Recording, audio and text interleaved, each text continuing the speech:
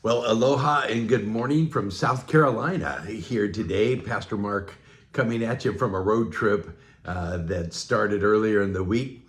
Wishing you a happy Sunday morning and want to give you a couple little updates before we go into the book of Amos, chapter 2, on this new series that we've started. You're looking at the South Carolina woods, I guess, behind me outside the hotel room. Just before I head up to North Carolina. Wanted to give you a couple of updates, and first to start with some great news. I take it as great news with our brother Nick that we spent some time praying for just last Sunday morning, if you were with us in our service. And I had the privilege to see Nick yesterday in Jacksonville, Florida, just before I drove up here to South Carolina. Been on the road quite a little bit here, covering, I think it'll be 4 states this trip. As many of you may know, just about 2 months ago, Nick, who happens to be a friend of my daughter Emily and her husband, my son-in-law Jerry, they all went to Vanguard together in Costa Mesa. Nick is 41 years old and 2 months ago was visiting in Florida on a family vacation with his wife and 3 little daughters. I had just met Nick 2 years ago in Oklahoma, and he was just starting a barbecue business that includes all the world of barbecuing, including seasonings and all of those ingredients that go with it, and made this an independent business, and it was just taking off and starting to do real well, is doing real well. And then they're on this family vacation 2 months ago, just about 8 weeks ago yesterday, and he had a massive stroke. I believe they had been to Disney World or Orlando somewhere, and then was transported to a hospital. They thought they were getting a grip on things and released him to a rehabilitation center. And then he had another stroke, which they called kind of a spreading stroke, which I believe was worse than the first, and just laid him out as he was starting to show improvement, just laid him out to be in a really difficult place. So you put the pieces of this together, you've got a young father, the sole provider of the family, starting a new business, and suddenly is thrust into this life-saving first. They didn't know what was going to happen. And then now in the past 6 weeks, been in rehabilitation. The family started a GoFundMe page, and they've raised $112,000, I think, so far. Beyond his insurance, that's allowed him to be in this Brooks Rehabilitation Center in Jacksonville, which is really state of the art. Also for spinal cord injuries and some other, accident-related victims or patients.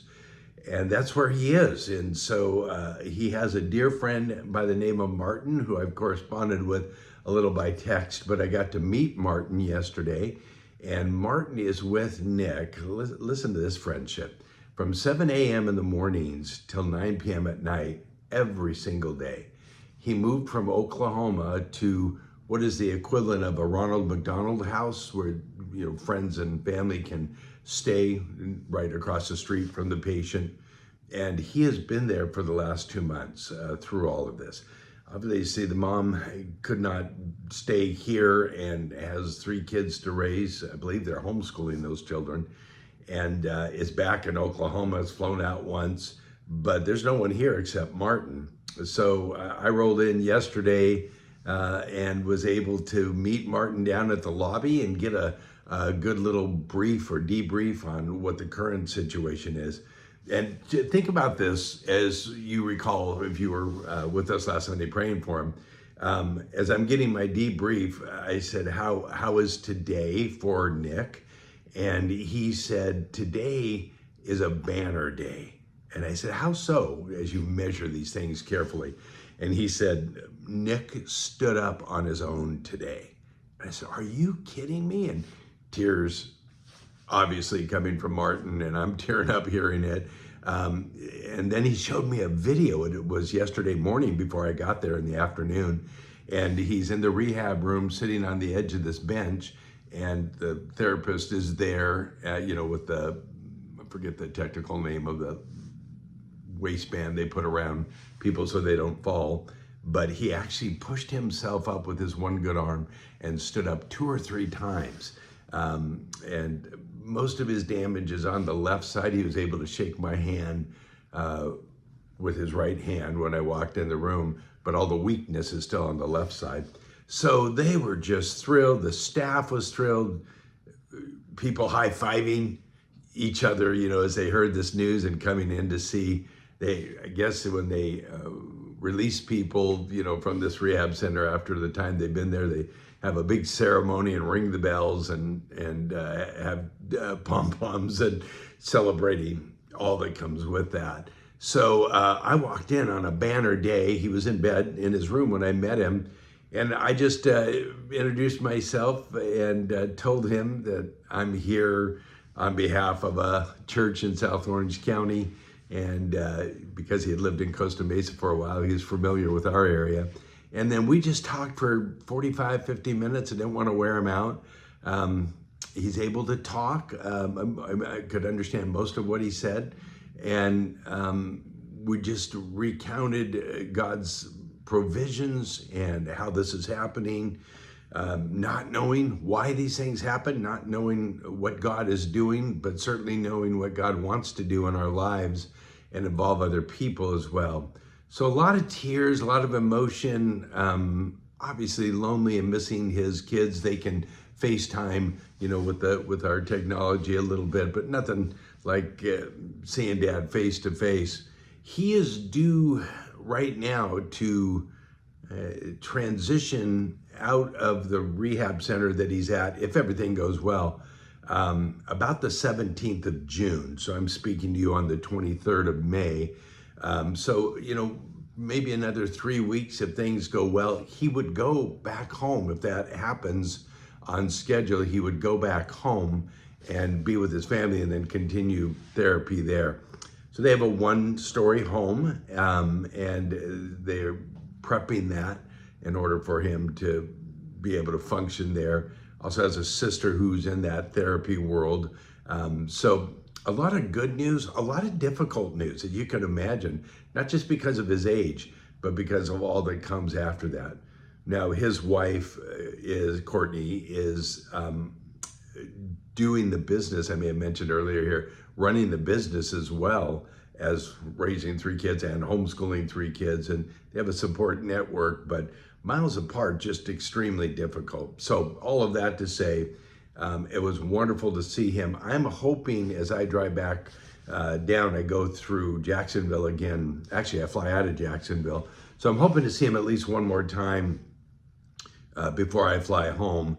And I'll, of course, update you next Sunday in person when that happens.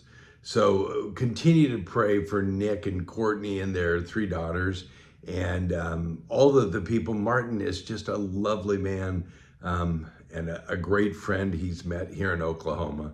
And by the way, if you're ever in a similar situation or a great place in need, you want a friend like Martin. You want a friend like Jesus for sure, but you want a friend like Martin. Just incredible to see a life of Christ lived out that way. So continue to pray for him. I appreciate that. Also, one of the great privileges I had, and you may have already seen pictures of this from Ron, but I've gotten involved with this horse rescue nonprofit company where you can swim these horses in the Gulf of America now here down in Florida. And this was my second time a couple days ago to go do that. And so there might be a video clip or at least some still pictures of your pastor of disaster swimming with the horses.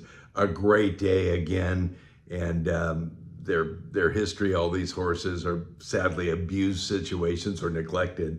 But they found out that swimming them in the water helps heal some of the wounds and things on their legs and their body. And the horses absolutely love it. I was with 4 or 5 other people that signed up for the day, and it was spectacular.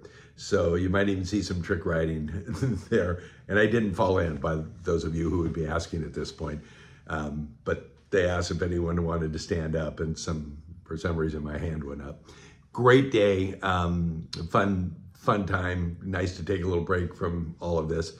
Then I'll head up to see my friends that just had some surgery here before I head back down, as I mentioned.